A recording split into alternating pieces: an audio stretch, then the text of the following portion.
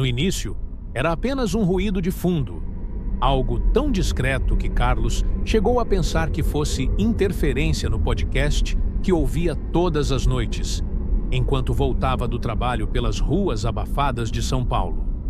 Num momento entre um comentário dos apresentadores e outro, o som surgiu.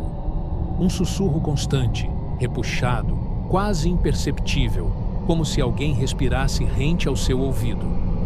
Incomodado, ele tirou os fones, olhou ao redor. Nada e ninguém por perto.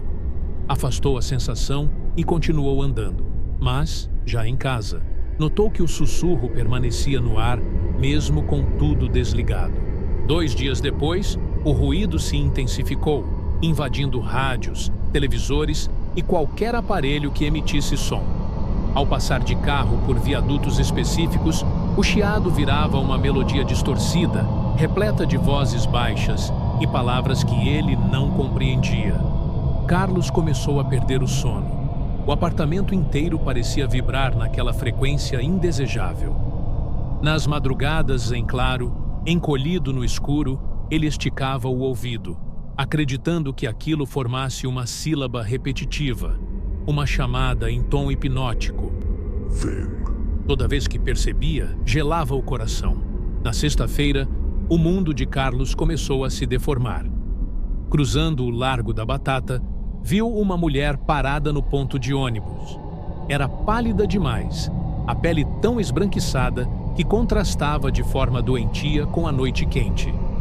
Os olhos, completamente brancos, o acompanhavam sem piscar. O medo o fez desviar o olhar. Apressou o passo, e quando se virou para conferir se ela seguia seu movimento, ela permanecia lá, estática, feita de alguma substância que não pertencia àquele lugar. Ainda naquele fim de semana, começaram a pipocar notícias sobre desaparecimentos na região. 4 moradores sumiram sem deixar rastro, entre eles o dono do mercadinho, na esquina da rua de Carlos. A loja permaneceu fechada, abandonada, sem sinal de arrombamento. A polícia, confusa, apenas divulgou imagens de uma câmera de segurança que tremia às 13h43. As lâmpadas piscavam e, por um segundo, o reflexo na vitrine mostrava uma figura absurdamente alta, com membros tão compridos que pareciam não caber na tela. As autoridades não encontraram ninguém na rua, e no dia seguinte, o mercadinho inteiro também desapareceu, como se nunca tivesse existido. Desesperado, Carlos tentou contar o que estava acontecendo para Jonas, um amigo de longa data. Num café no centro, ele se inclinou sobre a mesa, a voz trêmula. Jonas! Eu não estou louco. É um som, um sussurro, algo que me persegue. Ele respira fundo, tentando se acalmar. Eu não consigo mais dormir. Jonas franziu o senho, claramente preocupado. Olha, cara, você parece exausto. Talvez seja só estresse. Já pensou em procurar ajuda médica? Não é estresse! Não é coisa da minha cabeça! A voz de Carlos saiu mais alta do que pretendia. Por favor, só tenta ouvir. Ele pegou o celular, que assim que ligou, chiou de forma estranhamente familiar, solitária, como um eco longínquo. Jonas escutou, mas não pareceu notar nada, além de um ruído comum. Desculpa, eu não percebo nada de diferente. Carlos sentiu a frustração crescer. Uma sensação sufocante de estar sozinho numa realidade distorcida.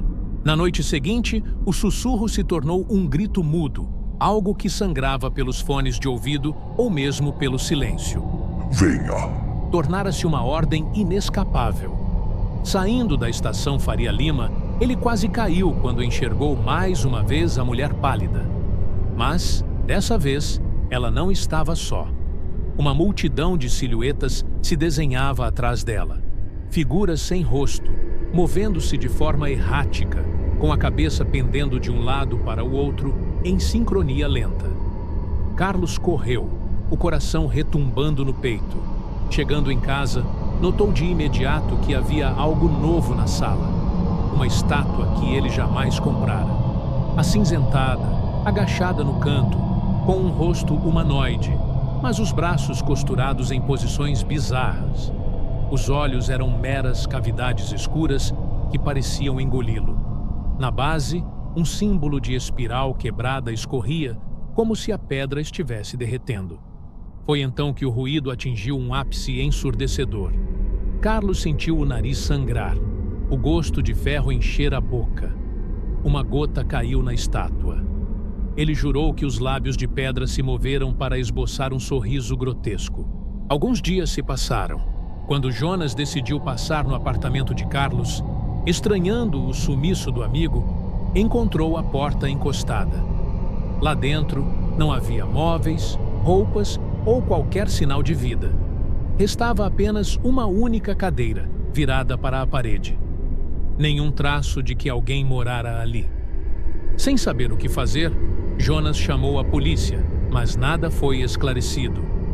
E naquela mesma noite, o rádio do prédio captou uma transmissão baixa, quase inaudível, onde um sussurro repetitivo parecia se misturar com uma risada abafada, zombeteira, como se convidasse ou condenasse quem ousasse escutá-lo.